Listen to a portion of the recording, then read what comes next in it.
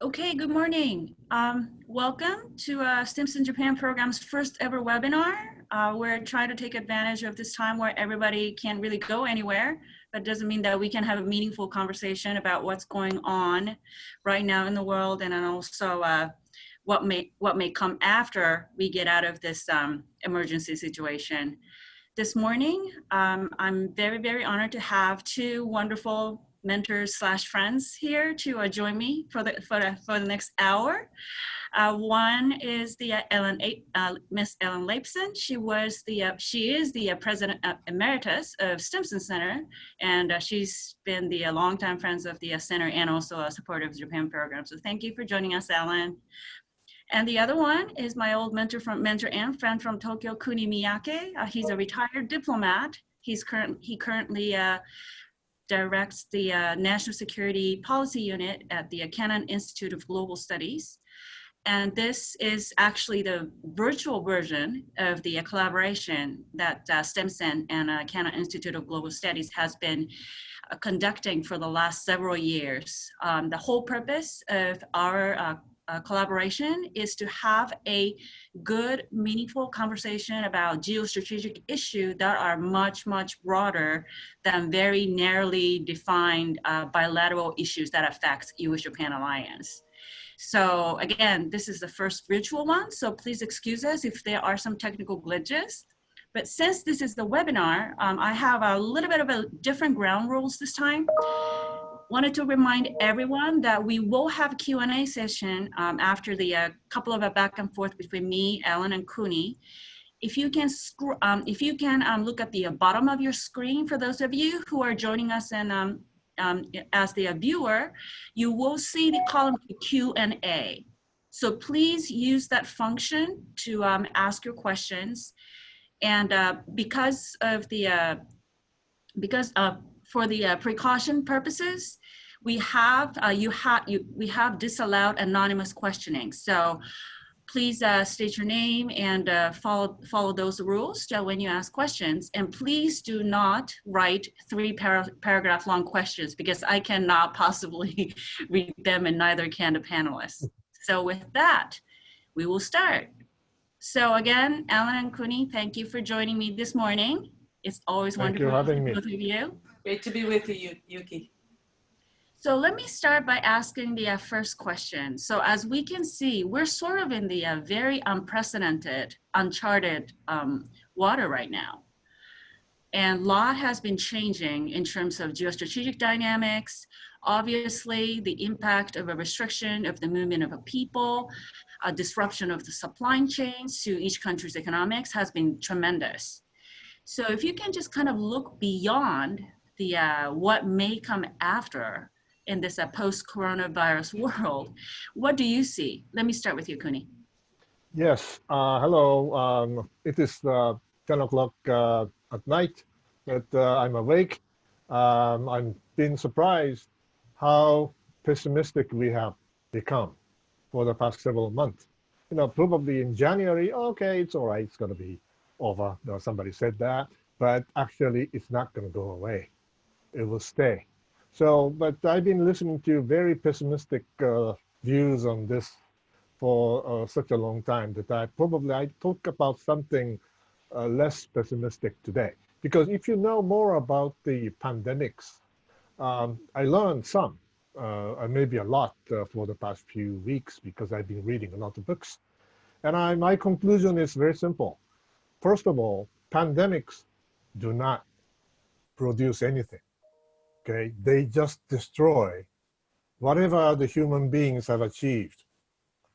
And they destroy it, they ruin it. And they are pretty neutral in politics. So they don't care. The diseases don't care. They just destroy everybody. The people in power, people in the weaker side, everybody are doomed to be destroyed. But, so what's going to happen to the so-called globalization we have been talking about for the past several decades? In a nutshell, globalization, in a sense that we want free, open rule-based, globalized sort of international order, which might have started sometime in the 90s, maybe. And I think the globalization in that sense is probably put on hold, at least for a while. But it doesn't mean that this is the end of the globalization. I don't think that the globalization will halt. What I mean is that probably you can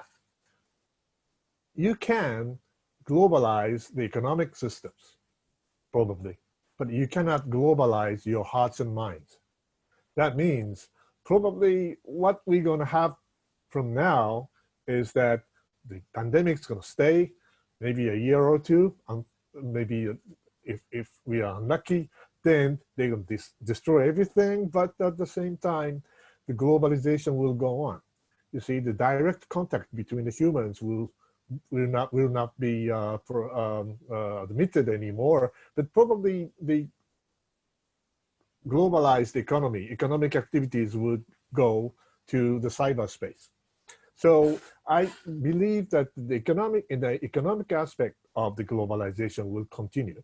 There'll be, somebody said, transformed. I think it's going to happen. But as far as the political aspect of the globalization is probably, I'm afraid that it will not evolve in the foreseeable future, because if the pandemics destroy everything and you have winners and losers, and the losers are so many and winners are so small number, that means that all kinds of traditional conventional discrimination, xenophobism, racism, or nationalism, or whatever, will be back. We are like in the 1930s. And unfortunately, the globalization will stay, but will be transformed, will be in a different way. The politically probably will find more difficulties in the years in the foreseeable future. So that's my take on the relationship between the pandemics and especially the COVID-19 or whatever what they call, and the concept of globalization in generic terms. Thanks, Kuni. Ellen, do you have anything to add? Sure, thanks, Yuki. I think it's the key question, and I expect we'll be revising our answers to this question as time goes on. I do want to agree with Kuni that let's try to avoid the most pessimistic assessments that somehow the world order collapses. I think that's probably not the case. I agree with Kuni that the economic and kind of non-governmental aspects of globalization will bounce back, but will adapt. They will change in some ways, but I think there will be a pent-up demand to restore the supply chain. I think there will be great enthusiasm to restore many aspects of the economic piece of globalization. But I think we should not get our hopes up too high that somehow this shock to the system will somehow be transformative on other aspects of what we call the international order. So I want to be very pragmatic and realistic here that there will be more demand for an international order, but the supply of how nation states behave will not necessarily, achieve some new consensus on why global cooperation at the political level is so essential. In so many ways, the pandemic shows us that we do need to think of the world as an integrated place. And yet this turning into, one nation out for itself and the law of the jungle, and everybody sort of takes care of their own, but doesn't think beyond their borders, that in a way does harm to the underlying logic of why there should be an international order. So, we can look at some point in our conversation, we can get into the specifics of, will the UN system be up to the challenge? I mean, after the coronavirus is under control, we're going to have starvation in some parts of the world, the disruption of the world food supply, et cetera. There are so many pieces of this that will require more global cooperation.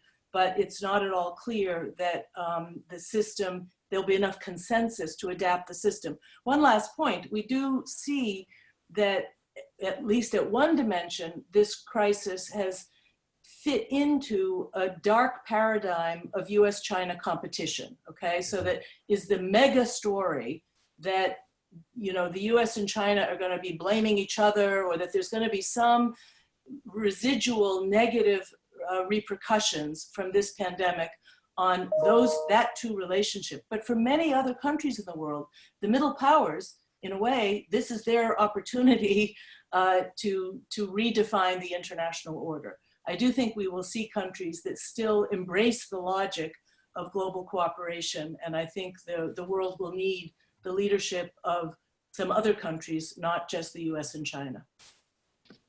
So thank you both. And I wanted to pick up from what both of you said, which is right now there's a strange dichotomy that each nation is really out to take care of its own people on one hand. So that kind of closes the border in a sense. But as Ellen mentioned, in terms of the economics, and Kuni, you mentioned that too, because our supply chain of our economy has been so integrated and so crossing the border that in a sense, like no nation can not afford to stay closed in the most narrow sense. And another point that I noticed was, Ellen, you mentioned about the UN system, you know, survivability of the UN system. And I think this current crisis especially is really bringing out some of the contradiction of the current international system, that there has been a lot of criticism about WHO, how they have not been able to coordinate global responses. And also there are places like Taiwan, because they're not allowed a full membership, even though they have tons of good practices to share in terms of its response, they don't have a venue to do so. So how do you think all these mixed elements will playing themselves out? I'll start from Ellen this time. Okay, thanks. So if your question is, you know, how do countries rethink their foreign policy in a way in light of the pandemic, you know, so the world doesn't stop. Other bad stuff happens, and public health is not going to be the only issue on the national security agenda of countries around the world. For the US, for example, you know, we now have new worries about North Korea. The president made a statement about Iran just yesterday, reminding the Iranians, you know, don't think you can take advantage of this, of our distraction. Venezuela, there are so many issues. So national security threats still exist, but what you've identified, this sort of turning inward, certainly makes things harder. And so I do think there's some damage to the machinery of how countries think about their national security priorities. For some countries, the vulnerability of public health will go very much higher in the list of priorities of how countries organize themselves. You know, in the US, we have this, you know, we have a pre-existing condition, which is that we have an administration that was turning inward anyway, independent of the pandemic as the cause of it. So we've learned some bad habits in the first 3 years of this administration that work against, you know, international cooperation. And I think we should not neglect the European piece of the story as well, because their pre-existing condition was Brexit. So between Brexit, migration, and now the pandemic, what you see is the deconstruction, in a way, of the logic of the European Union. So I do worry about that one of the lasting effects of the pandemic will be to question the desirability and the logic of integration as a way for the global community to solve its problems. So, you know, I think watching whether the European Union has now broken back into a series of sovereign nation states. Just a last point on the UN, I mean, let's accept the reality that since 1945, what we call the international system or the international order was always based on the supremacy of sovereign nation states' rights. So even though we like to believe there's something above the authority of nation states, in truth, those international organizations are totally dependent on the preferences of sovereign nation states. So what we now have is basically a kind of extreme version of validating that every nation is a sovereign entity and that, you know, they get to choose how much they want to participate in things that are cross-border. So it's a messy picture, and you know, certainly we've listened to UN Secretary General Guterres talk about, shouldn't this be a moment of ceasefires in all the conflicts in the world? You know, let's change our focus. Let's work together on this, and maybe it will even have a salutary effect on these enduring, you know, conflicts and hotspots around the world. I think that's a very idealistic position.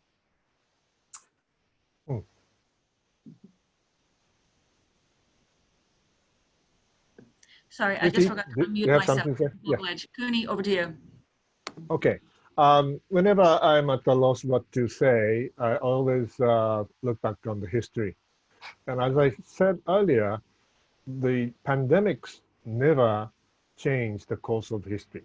You see, they destroy everything, but they just sometimes facilitate the latest trend of the human activities. So as far as, for example, the US-China rivalries, you know, it didn't start from pandemics. It has already started, and the pandemic might accelerate the pace of the either confrontation or frictions. So I think that's what is going to happen. And so looking back on the history of the internationalism, I would say, the globalism or internationalism. Remember, in the 1980s, 1920s, you see, you had the Spanish flu pandemic in the 1918, 19. Then in the 20s, it was in a sense an era of internationalism. And then we had the League of Nations and all kinds of international, new international ideas were born. But what happened?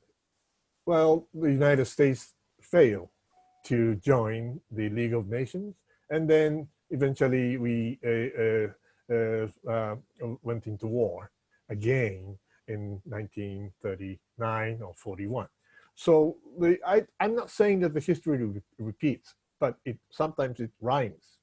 And what I'm worried about is that, as I said earlier, if we were in the 1930s, like in the 1930s, and all kinds of, what shall I say, intuition or coincidences or misjudgments dominate in the policy making of the leaders in each nation. I'm afraid that it is going to happen again. And in terms of the globalization, probably what is going to happen is not the simple globalization, but probably it's my own makeup, but it's a bi-globalization. You see, in the 30s, decision makers made so many mistakes, and then the global economy was divided into pieces. Each economic zones trying to be more independent, and that really destroyed the spirit of internationalism. But what is happening now, it is not a regional sort of economic zones anymore, like in the 30s, but what we are witnessing is probably the digital or cyber economic zones. Probably one headed by the United States or the European countries, and then the other one could be headed by China. So I think this kind of unfortunate disintegration of the international community is very, very scary. And I'm more pessimistic than Ellen is in this regard. And finally, I'd like to talk about what's going to happen to the U.S. leadership. after this pandemic. Americans are very pessimistic. Sometimes they lose confidence, always self-confidence, and whenever they lose self-confidence, it's a dangerous era happening. I'm afraid to say that Americans don't have to lose self-confidence too much, because you will survive. You see, it is a huge continent with resources, and only 300 million people live. It's still the richest part of the world. Look, you have 1.3 billion people living in China, but the resources are scarce, and they have a difficult domestic political situation. So I don't think that China can easily survive this pandemic. The second wave, the third wave will come back.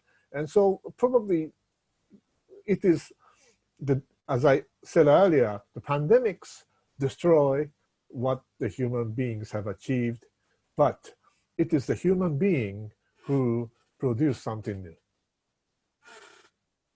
So I don't lose hope in our part of the world, which believe in freedom, democracy, and rule of law, and internationalism.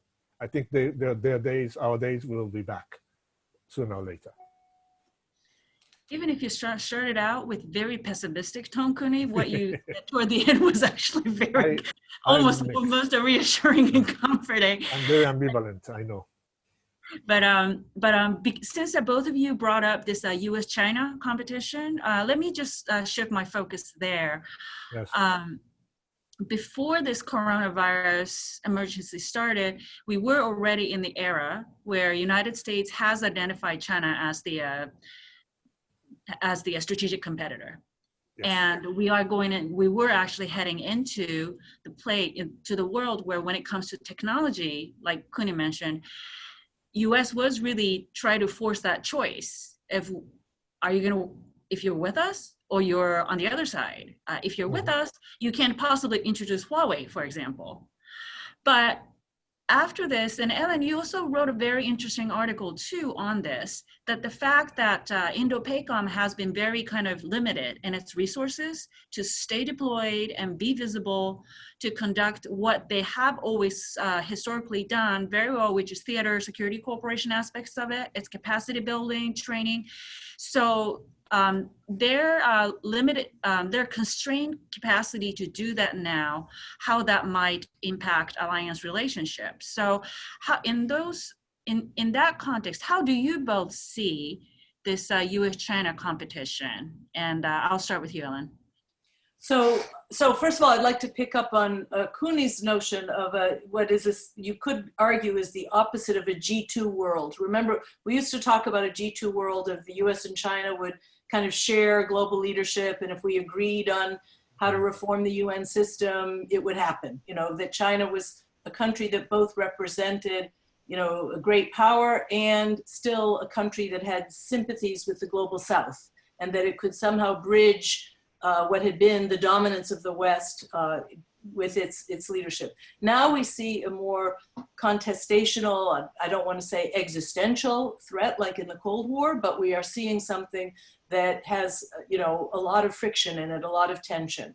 Some of that has been initiated by the US side of trying to get back to a more level playing field in US-China economic relations, but it obviously has a lot of security implications. So my worry was that if the pandemic went on for a really long time, and I think at the 90-day mark, we shouldn't worry too much that if we were to start to ease up on contact, meetings, relationship building activities, you know, by mid-year, then I think this will all be manageable. But if it really does extend, as I think is probably more likely for most of this calendar year that we have to isolate, that starts to have implications even in things like security cooperation. You know, can we do joint exercises with our closest friends in the East Asia region?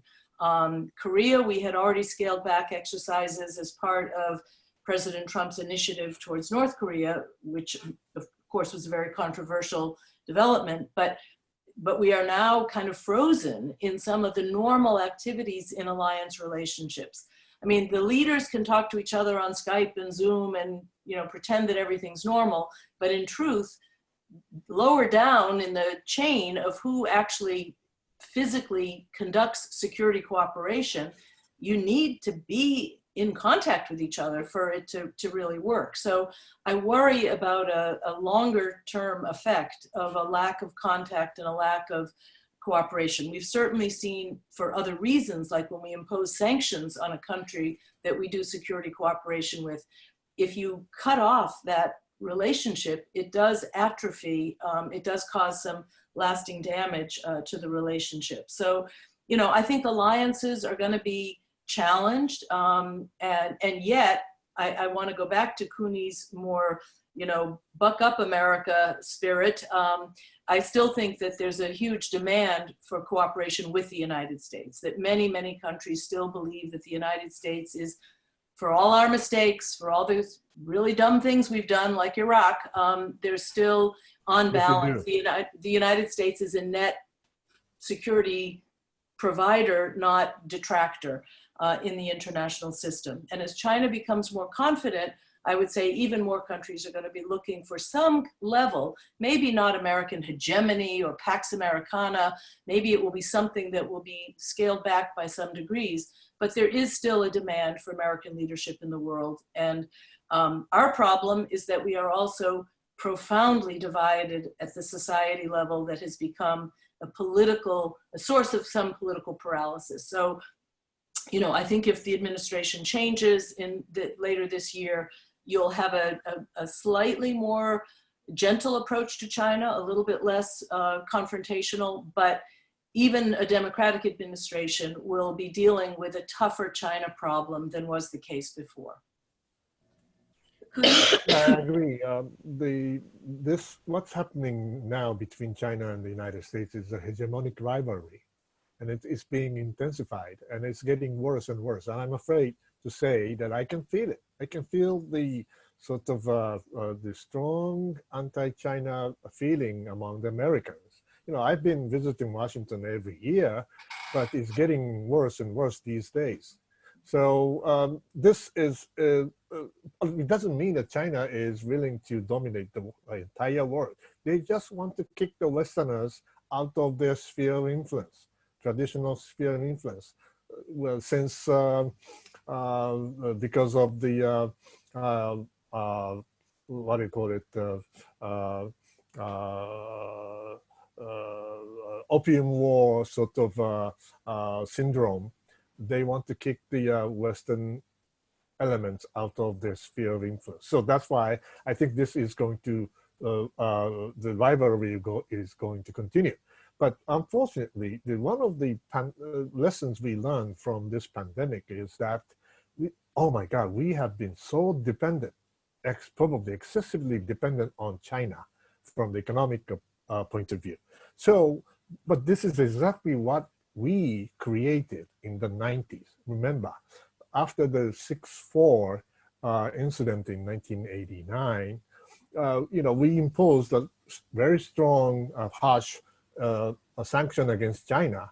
But we are the first group of countries which lifted the sanction. Why? Because we thought that capitalizing the Chinese economy eventually change the Chinese society. And eventually they will have a civil society which will lead to a democratization of China.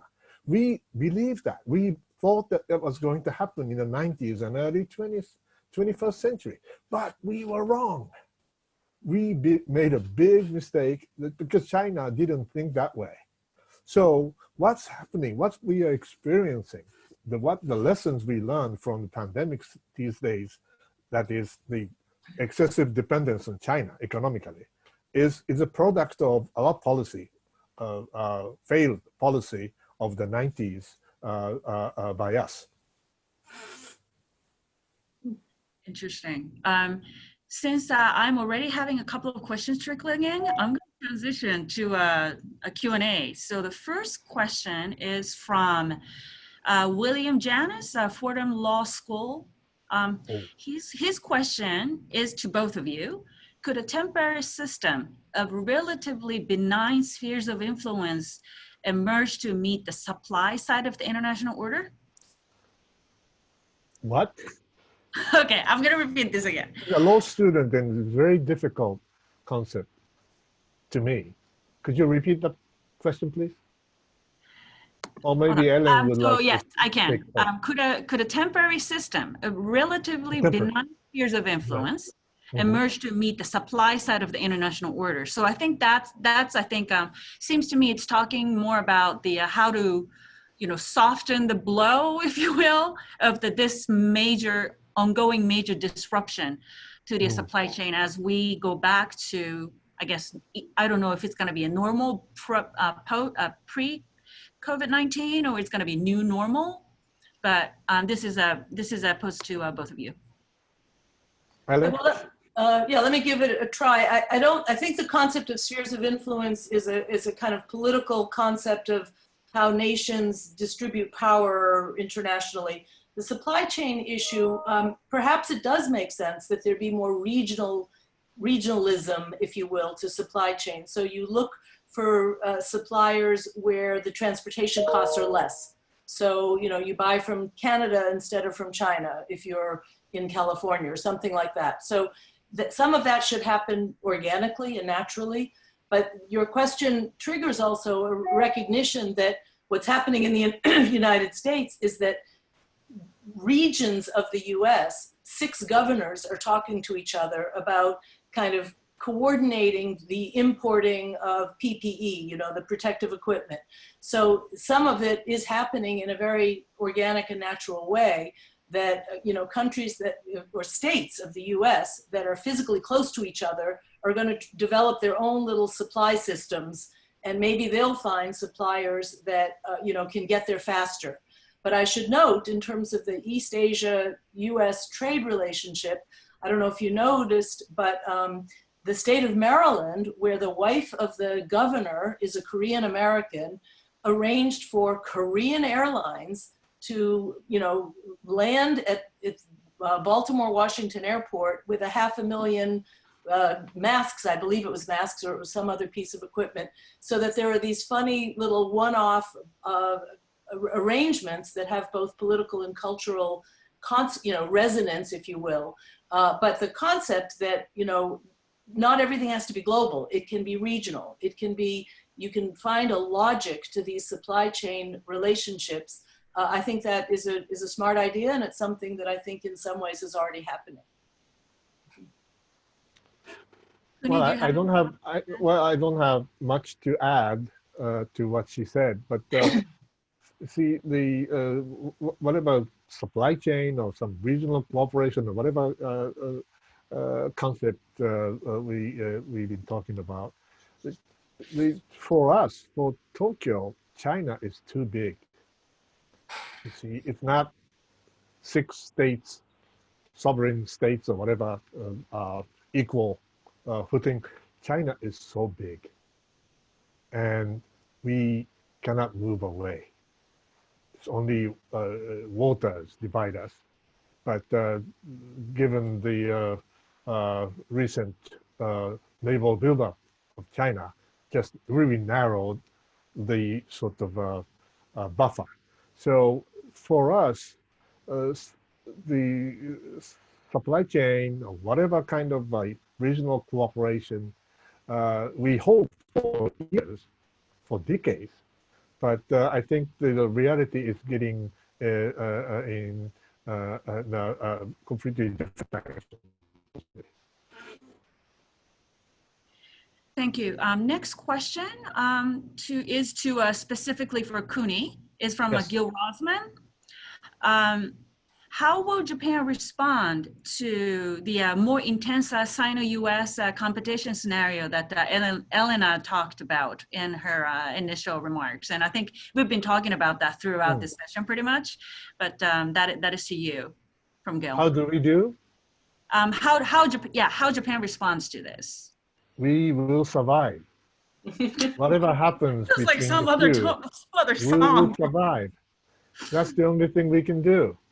Okay, Um, uh, as I said, China is too big a neighbor for us, and we cannot move away. They cannot move away either. We are neighbors. We have to live with them. But at the same time, what we believe in is different from their ideology. So Americans are natural ally to Japan, and we are naval powers, and we share so many interests, political, economic, and even military security interests. So we will survive, and we will engage the Chinese with the Americans, but also we will deter the Chinese if necessary with the Americans. And Japan is located, unfortunately, in the Western Pacific, and this is it's a perfect sort of a position for the U.S. forces to be stationed to stabilize this part of the world. So I think it's very simple. Whatever we do, our objective is our survival.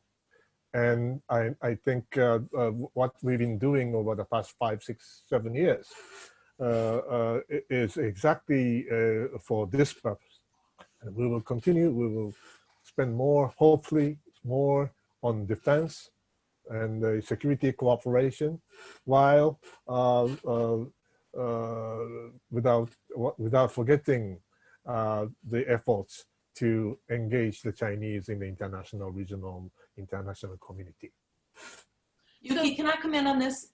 Of course. Yeah, so just not necessarily to answer the bigger question that Gil has posed, but just to pick up on something Kuni just said about Japan wants to spend more on defense. I think one of the possible lasting effects of the pandemic is a question being raised in American society of whether we have our spending priorities wrong, that we've been spending too much on defense, and that we have neglected infrastructure and public health requirements. Kuni talked about the evolution of the world economy to this kind of just-in-time supply chain business, that we thought everything was so mobile and so agile and so flexible that you didn't have to keep large stockpiles of things. You could get things on very short notice when you needed them. And I think this health crisis has really turned the clock back on actually you have to, invest more in worst case scenarios. You can't expect the international system to be that flexible. So what I hear people talking about here is whether the pandemic will be a jolt, a shock to the American system when we think of our budget, and we're going to be indebted for so many decades now because of the extra spending we're doing, whether it will actually change how we think about priorities and spending. So I just wanted to make sure we touched on that at some point. Yes, Thank you. yes. Yeah. Great. And then also actually, Kuni, let me push you let me explore that point that you made about what Japan has been doing for the last 5, 7 years when it comes to its relationship, managing its relationship with the US, but then also on China, because conveniently, next question was actually coming from Yoso Furumoto of Mainichi Shimbun. He was, so depending on, picking up on what you just said about what Japan has been doing, engaging with US, but then also continue its engagement with China. How would you describe Japan's role between US and China? Would you describe it more like a mediator, or is it more like a kind of a supporter of a tougher US position vis-a-vis China currently demonstrated by the Trump administration? See, for me, the Japan-China relations are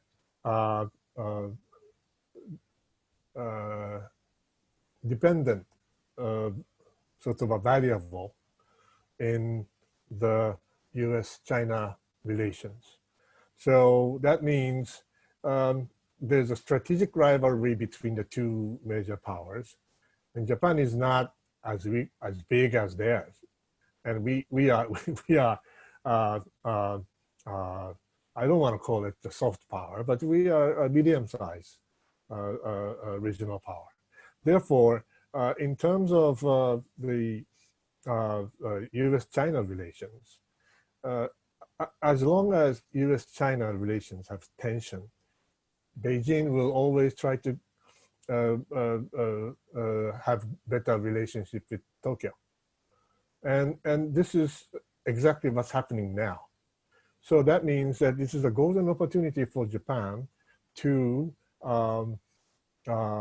tactically improve bilateral relationship with China.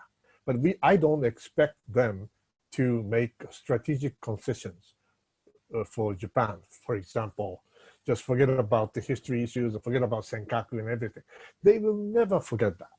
So that means that because this is a dependent variable in the US-China relations, we have a tactical opportunity to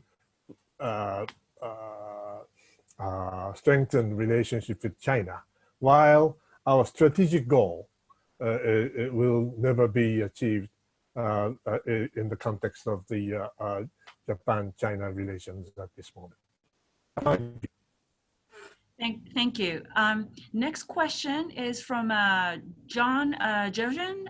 It's for Ellen. I'm going to read it out. There was a reference to the prospective role of middle powers in the post-pandemic international order. I think he was referring to what your initial remarks in response to my first question. Could you, Ellen, elaborate on your thinking on this aspect? And before I turn to this, I just saw the quick note coming in from our old board member, Carol Wurtzel. He just wanted to say hi. Hello, Carol. It would be lovely to be in touch with Carol again. Hope you're doing well. So I really do believe that this is an opportunity for middle powers. This has been something that's been brewing for a while.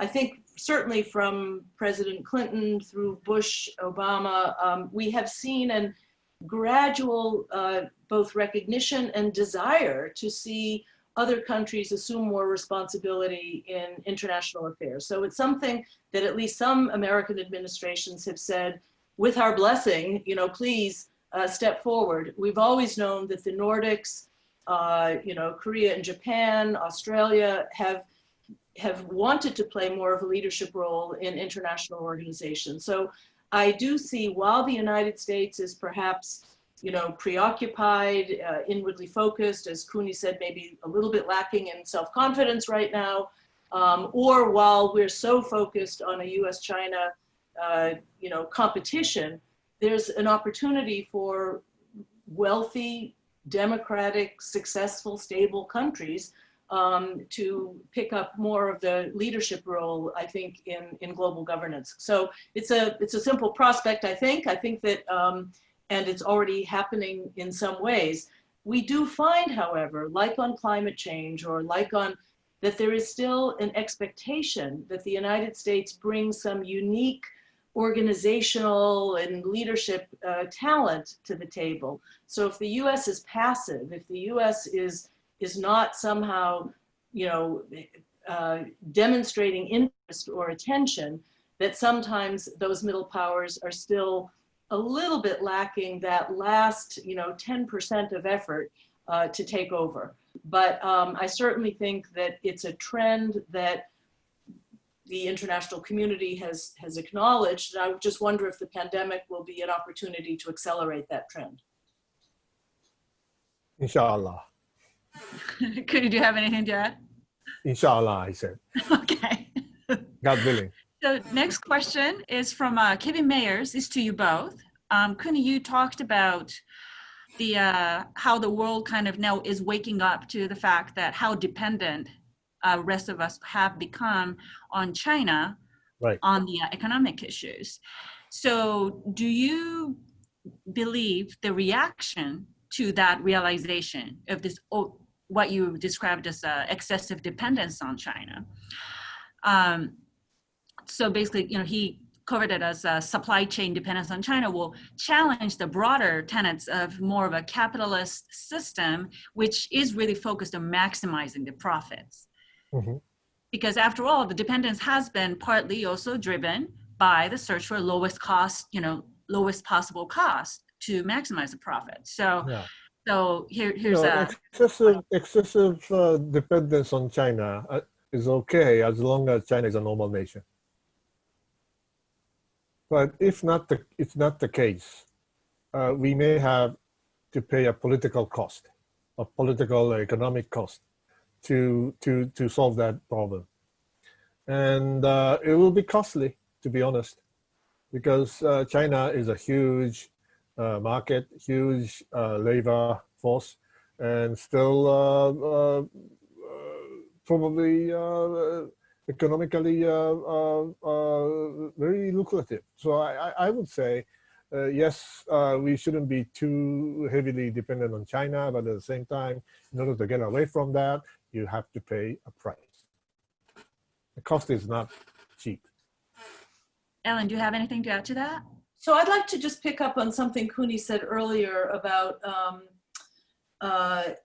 can China be a normal country? And were we wrong in expecting everything from joining the World Trade Organization, this sort of expectation that China, by opening up its economy, would kind of move into a global mainstream.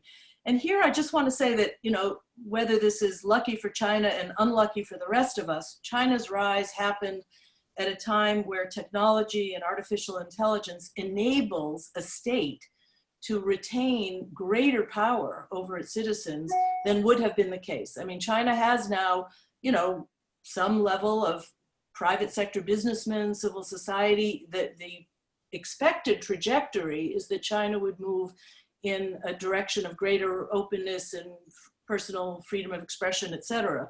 But instead, you have a state that now has extraordinary capacity to monitor its citizens. And so that's the rise of authoritarianism that's coterminous with the rise of China. We now see that one of China's exports is teaching other countries how to control their citizens.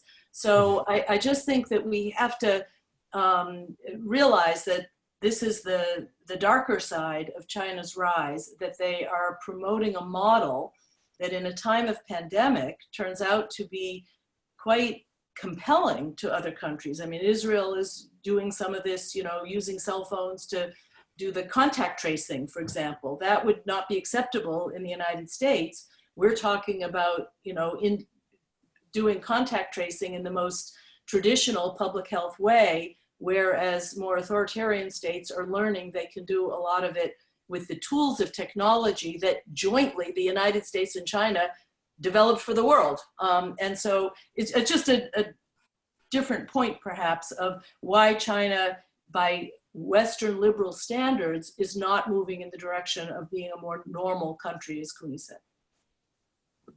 That is an interesting thought. Kuni, do you have anything to add on that one? Because you and I talk about that. The technologies like diseases or pandemics, they are neutral. They are not choosy about ideology or regimes. So probably China must be very successful in controlling the people with the state-of-the-art technologies, AI technologies, etc. But at the same time, they have imposed too much burden on the people of China as well. So that will backfire sooner or later. So the advanced technology is not always, it's very neutral for either dictatorship or democracy. So I'm not totally pessimistic about the Chinese sort of technological sort of advantage. Thank you. So next question is from Asada Ito from Jetro, New York. This question is for both of you. Can United States play a role in the context of a G7 summit and other global realm before against pandemics, and how to deal with a coordinated response on this like global recession? Both of you. Well, very short answer. The United States should, but the incumbent president can't. Ellen, over to you. That was spot on. I mean, I just think there's an unpredictability of how President Trump will respond. I think he doesn't like these summits. I think he finds it a kind of a stressful environment. He prefers to work bilaterally. And he changes his mind so frequently that whenever that G7 summit were to be held, we don't know whether he will be trying to be statesmanlike or, you know, being preoccupied with some grievances against individual members of the G7. So right now he's, you know, other than his sympathy for Boris Johnson, I don't see him pursuing very, you know, warm relations. Now he likes his Japanese counterpart quite well, I think, but I don't think he likes to conceptually think in those collective ways. I think he still prefers to make bilateral arrangements and with always front-loading what's good for the United States is 90% of his concern, not what's good for the rest of the world. Probably the G7 teleconference summit is better than the real physical contact, sort of person-to-person summit, because probably everybody goes by the script. So if you read the script, he's okay. So next question is from Joe Ross. It's again going back to the dependence on China on its supply chain.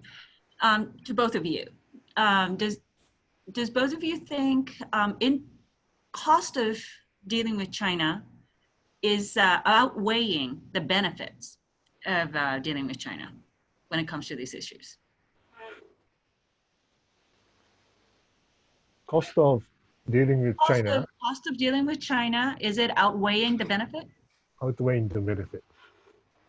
It's a very good question. Ellen, do you have an answer? Well, I think that we have no choice. We will deal with China. You know, it's a complex, multifaceted relationship.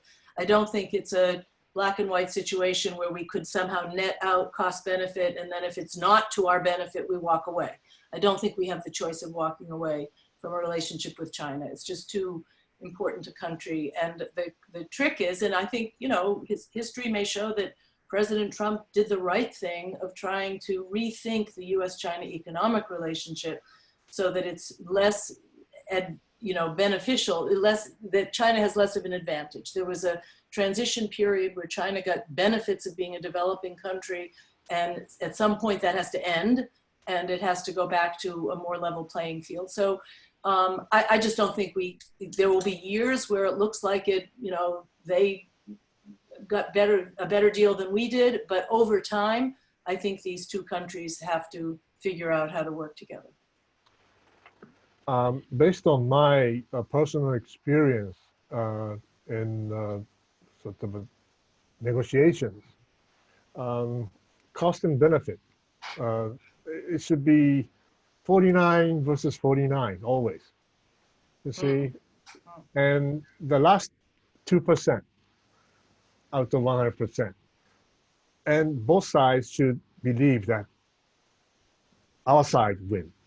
Okay, both sides should believe that both sides win. It's a called win-win situation. It's completely slightly different, but in every single negotiation I experienced, if you think that you win, that means the other side think they lose, and it's not going to work.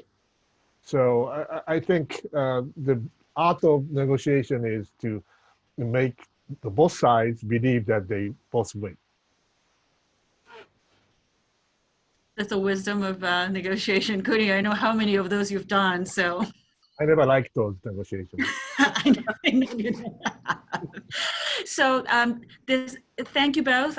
We are actually nearing to the last 5 minutes of this first ever webinar. And this last question, since we spent so much time up to now to just US-China competition, this last question is going to be an interesting twist, and this will be a good way to finish this out. It's from John Paracchini. Hi, John. For both of you, how will Russia and India be positioned in the international system post-pandemic? How will the US and Japan relations with these two countries, like how US and Japanese relations with these countries will evolve post-pandemic? To both of you. Well, India is a subcontinent, and they are geopolitically an island nation, but doesn't mean that they are a maritime nation. And their neighbor is our neighbor, and they have concern, so are we.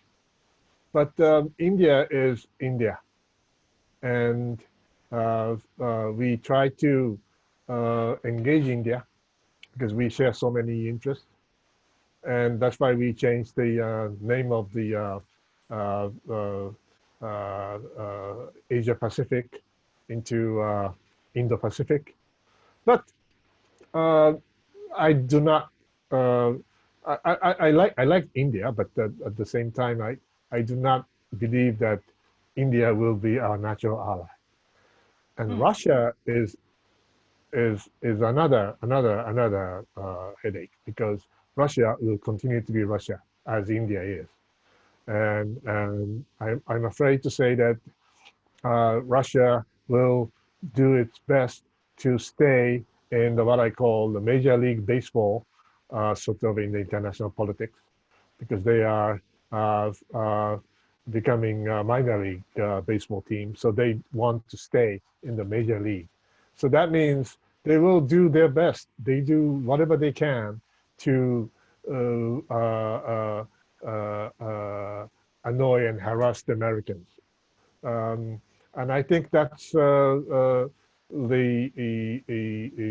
Russia for Japan. So we share more strategic interests with India, but not necessarily with Russians. Therefore, our strategic calculation is probably we spend more time on India and less time on Russia. So I think John's asked a really interesting question, and I think that for the U.S. it's perhaps maybe the reverse of how Kuni just described it for Japan, that Russia will continue to be quite an irritant in U.S. national security policy. I mean, even a Republican, Senate committee report just basically confirms the Russians are, interfering with U.S. elections, and so I think that Russia is an agitator, still seeking some return to great power status in the international system, will continue to be frustrated by that, and therefore is a headache for the United States. India, in theory, should be one of our important allies. We did create that quartet with Japan, Australia, India, etc. And yet India so far is still playing kind of catch-up ball. I mean, we don't see India yet as in the great club of great powers. I mean, it seems to be that it's still a little bit hard for the United States to bring India in as a true partner on big global issues. We should also just note that the pandemic may hit India really, really hard. So I think the Indians will be struggling. On the one hand, they have this very large public health sector, but it's such a crowded place, and the structure of their economy, et cetera, may suggest that they're in for a rough ride over the next year. I think the United States will generally feel very friendly towards India, but whether India really makes it to the A team, I think has not yet been determined. Right. They are too busy with the domestic issues. So that's probably one of the reasons why you said that. I agree. Great. Now, actually, you did perfectly. It's right at 10 o'clock mark. So we managed to begin on time and end on time. This is amazing. Again, thank you so much to both of you. It was fascinating conversation. Definitely looking forward to another opportunities like this, not too long after this. And for those of you who channeled in on the webinar, thank you so much for joining us. And please stay tuned for our next webinar announcement. Thank you all. Thank Thank you, you, Ellen and Yuki. Yuki. Wonderful to see you, Kuni. Yes, we same here. Stay home and be safe. Yes, everybody stay home and stay safe. Bye. Bye. Bye.